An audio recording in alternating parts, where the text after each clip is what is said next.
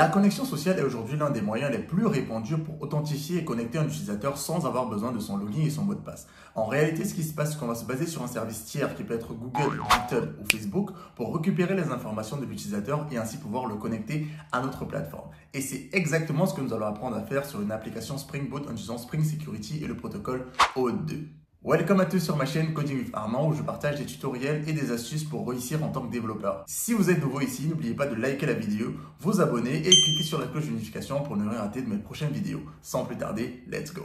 Pour commencer, nous allons créer un nouveau projet Spring Boot en utilisant bien sûr ce Spring Initializer. Ou alors, si vous avez IntelliJ Ultimate, vous pouvez directement le faire là-dessus. Donc, on va rajouter les starters. Pour les starters, on va juste avoir besoin de Spring Web, parce que c'est une application web, Spring Security, justement parce qu'on fait de l'O2 et un O2 client. Donc, une fois que c'est bon, vous rajoutez juste OK, et donc vous avez vos dépendances dans votre POM. Ensuite, dans notre application YAML, on va avoir ici, du coup, le nom de notre application qui sera défini par défaut. Donc ici, moi, je vais rajouter juste une trace sur Spring Security pour pouvoir justement afficher toutes les informations dans ma couche sécurité. Donc ici, je mets juste le logging level et je spécifie le package du Spring Security. Et je mets juste que tout ce qui se passe dans Spring Security, j'ai envie de le voir dans ma console. Donc ça permet de débugger si justement il y a un problème qui survient. Donc là, j'ai créé mon application et ce que je vais faire pour être sûr que ça fonctionne, je vais la démarrer. Donc là, je vois bien ici que mon application démarre sans problème sur le port 80-80. Donc très bien. Première chose à faire, c'est que je vais créer un contrôleur. Donc pour ça, je vais venir dans Source ici et je vais créer un nouveau package et je vais créer un contrôleur dedans. Je vais appeler ça contrôleur et dedans, je vais créer un nouveau contrôleur que je vais appeler Home Controller. Donc ici, Home Controller. OK, et je vais rajouter un guide, bien sûr. Donc ça, je vais annoter en disant que c'est un REST contrôleur. Et ici, je vais créer des méthodes. Alors, je vais faire un getMapping pour le home. Donc, getMapping est ici avec slash dedans. Et là, je vais juste faire un string home. Et ici, je vais retourner une chaîne cartège. Je vais juste changer le message ici à la place de hello world. Je vais mettre welcome to home page. Et pareil, je vais faire un autre endpoint, du coup, cette fois-ci pour la partie sécurisée. Donc, je vais faire un endpoint sécurisé, je vais appeler getMapping ici. Et donc, ici, je vais faire tout simplement secure. Donc, ça, ce sera notre chemin qui sera sécurisé. On va protéger avec Spring Security. Donc là, c'est pareil. Et dedans, je vais juste mettre, à la place de welcome to home page, je vais mettre to secure page. Donc là, j'ai mon contrôleur. Si je le démarre ici, normalement, vu que j'ai Spring Security dans mon path, je ne devrais pas pouvoir accéder. Donc, on va ouvrir notre navigateur ici. On va essayer d'accéder à localhost et port 8080 slash. Donc, on voit ici directement qu'on a Spring Security qui prend le relais. Donc, Spring Security ici nous met ce formulaire par défaut. C'est justement parce qu'on a Spring Security dans notre class path. Donc, ici maintenant, vu que j'ai Spring Security dans mon class path, il me faut définir parce que par défaut, Spring Security va protéger toutes les routes. Et donc, moi, j'ai envie justement de configurer quelle route j'ai envie de protéger. Et pour ça, je vais créer un nouveau package ici, un nouveau package que je vais appeler configuration. OK. Et là-dedans, je vais créer un security config. Donc, une nouvelle classe que je vais appeler security config. Et une fois que j'ai ma security config, je vais annoter bien sûr ici avec configuration et après enable web security. Je peux arrêter mon serveur vu que je ne m'en sers pas. Ça va me faire un peu plus de place ici. Donc là, je vais juste créer un bin pour mon security. Donc, je vais faire un public security filter chain. Et donc là, je vais juste importer mon HTTP security. Hop. Là-dedans, je vais faire un return de mon HTTP et je fais un point build. Donc, les tutoriels sur Spring Security, j'en ai déjà fait pas mal, donc je vous mettrai un lien dans cette vidéo pour que vous puissiez regarder. Mais sinon, normalement, là, c'est juste pour définir la filter chain par laquelle va passer notre requête et donc comment on va filtrer nos requêtes. Donc ici, ce que je vais faire, c'est autoriser du coup l'accès à slash. Donc pour ça, ce que je vais faire, ça va être authorize HTTP request et dedans, je vais mettre mon expression lambda. Alors là, je vais mettre mes accolades pour mettre mes deux instructions. Alors je vais faire un auth, premièrement, et là, je vais prendre un request matchers. Et là-dedans, je vais spécifier que pour slash, je voudrais autoriser tout le monde à y accéder. Donc je fais un permit all.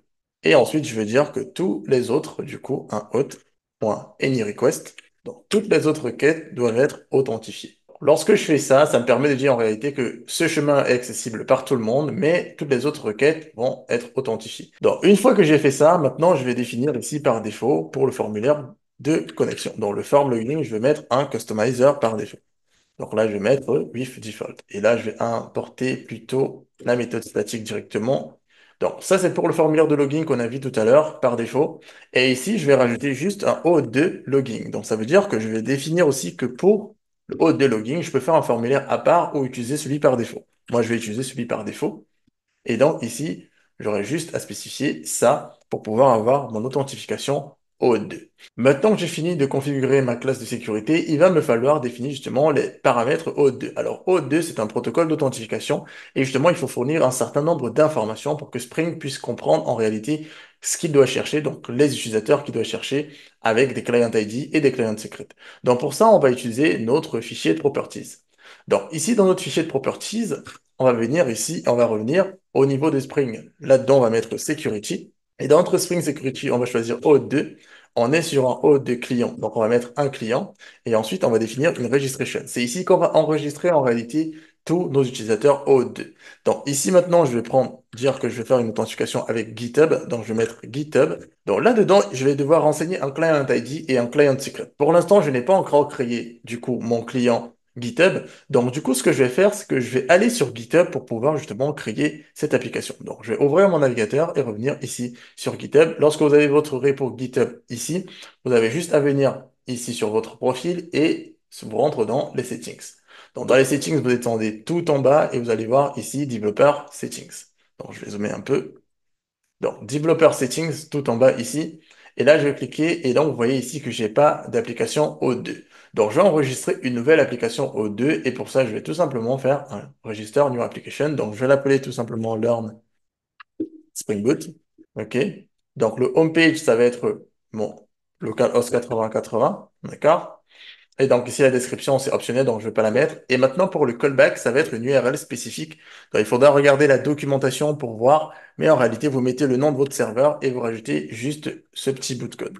Donc, vous avez juste à mettre le nom de votre serveur, vous rajoutez login O2, code, et ensuite vous mettez GitHub parce que du coup, c'est un client GitHub. Donc, lorsque j'ai fait ça, je peux enregistrer, du coup, je peux enregistrer mon application. Je vais faire un register ici. Et là, je vais avoir mon application qui est créée. Donc, lorsque j'ai créé cette application, ça veut dire que ce sera un consommateur de mon application. Donc, c'est un client. Et donc, vous voyez ici, j'ai un client ID qui est déjà défini. Donc, je vais prendre ce client ID, je vais le copier et je vais rouvrir ici IntelliJ. Et donc, là, dans mon GitHub, je vais mettre client ID et je vais mettre CTRL-V. Donc là, j'ai mon client ID. Maintenant, je vais renseigner mon client secret. Alors, mon client secret, c'est pareil. Je vais rouvrir mon navigateur. Ici, vous voyez que j'ai pas de client secret par défaut. Donc, ce que je vais faire, c'est que je vais générer un nouveau client secret. Donc, en cliquant juste là, il va me générer un client secret que je vais juste copier et que je vais mettre dans mon application. Alors, bien sûr, on ne va pas stocker ces informations privées sur notre repo. Donc, lorsque moi j'aurai terminé ce tutoriel, je vais bien sûr les supprimer. Ces informations, ce sont des informations privées qu'il faudra bien sûr pas stocker sur votre repo. Vous pouvez les mettre dans un Vault ou dans un secret si vous utilisez Kubernetes. Mais pour le tutoriel, pour que vous puissiez bien comprendre, il faut avoir ces informations qui sont définies ici. Donc, lorsque j'ai fait ça, normalement, j'ai tout ce qu'il me faut pour avoir du coup une authentification avec GitHub. Donc, on va tester notre application. On va relancer ici. Donc, elle a démarré correctement. Donc, je vais revenir sur mon navigateur et revenir sur, ici, mon application. Donc, je vais voir ici que si je fais un slash, normalement, j'ai bien un welcome to homepage. Ça, c'est OK parce que c'était pas protégé cette route. Et maintenant, si je fais un secure sur ma route protégée, il va me demander de me connecter. Et donc, vous voyez ici qu'il a rajouté automatiquement cette partie pour la connexion avec GitHub. Donc, il y a le formulaire de base et il y a aussi justement le formulaire si on veut se connecter avec Auth2. Donc, moi, je vais choisir GitHub ici. Lorsque je choisis GitHub, vous voyez qu'il me redirige directement sur le site de GitHub et là, je peux autoriser ou pas. Donc là, il va me rediriger après. Là, il me met l'adresse de redirection et donc moi, je vais faire un Authorized. Et lorsque je fais Authorize, il me ramène sur ma page Welcome to Secure Page. Donc vous voyez ici que j'ai bien mon Secure et donc j'ai accès à mon application. Donc c'est de cette façon que vous pouvez configurer du coup O2 pour une authentification avec GitHub. Maintenant, on va voir comment implémenter la même chose pour Google.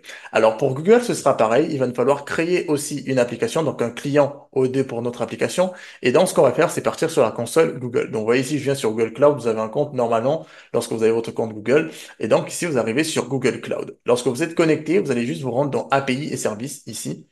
Et lorsque vous allez avoir ça, vous avez juste à cliquer sur Identifiant. Sur Identifiant ici, vous pouvez créer de nouveaux clients O2, comme vous pouvez le voir ici. Par contre, il faudra configurer l'écran de consentement par défaut. il faudra le configurer si vous ne l'avez pas encore fait. Mais ce qui va nous intéresser ici, ça va être du coup de créer un nouveau client. Donc ici, je vais tout simplement faire créer des identifiants et je vais choisir ID client O2. Donc je vais valider ça. Et donc ici, type d'application, je vais choisir application web. Et donc le nom de mon client, je vais garder client web, il n'y a pas de souci. Là maintenant, dans l'URL de redirection, je vais prendre la même URL que j'avais tout à l'heure, sauf qu'à la place, je vais remplacer par Google. Donc vous vous rappelez l'URL avec notre local, et sauf qu'ici, je vais remplacer par Google. Donc je prends pareil, et ici, je remplace juste par Google. Donc je fais ajouter. Et ici, j'ai mon URL. Donc là, j'ai mes informations et je vais juste faire un créer. Lorsque je crée, il va me donner directement mon client ID et mon client secret. Donc, je vais copier mon client ID que je vais venir mettre dans mon application Spring Boot. Donc ici, je vais revenir au même niveau que GitHub et je vais rajouter Google. Et cette fois-ci, je vais mettre un client ID. Et dans mon client ID, je vais mettre l'information qu'il y a sur Google.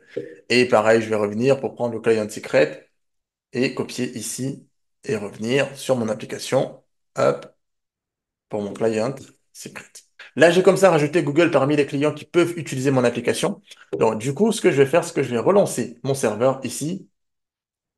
Et donc, si je reviens sur ma page localhost, hop, ici, vous allez voir que là, si je reviens là et que je me remets sur Secure, là, il me demande de me connecter et directement, il a compris, donc il a rajouté Google à la suite. Donc, vous voyez que tout ce que vous allez mettre dans Registration, vous pouvez avoir Facebook, vous pouvez avoir Twitter, peu importe ce que vous allez mettre, vous avez juste à les renseigner et ensuite, ils vous le rajoutent directement ici dans le login with O2. Donc, bien sûr, cette page, vous pouvez la customiser comme vous voulez avec des boutons histoire que ce soit plus joli. Là, on prend par défaut, mais vous pouvez la customiser.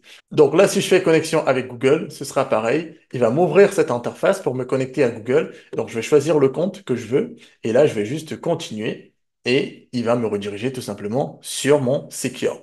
Donc voilà comment est-ce qu'on peut implémenter du coup une connexion avec O2 sur votre application. Notez ici que dans votre code, vous avez la possibilité ici de rajouter un scope parce que parfois l'accès à certaines ressources est défini par un scope. Dans le scope, il faut renseigner plusieurs scopes parfois parce que c'est une liste que vous pouvez avoir. Je vous invite bien sûr à regarder la documentation encore plus de O2. Vous pouvez la retrouver directement ici lorsque vous configurez votre application.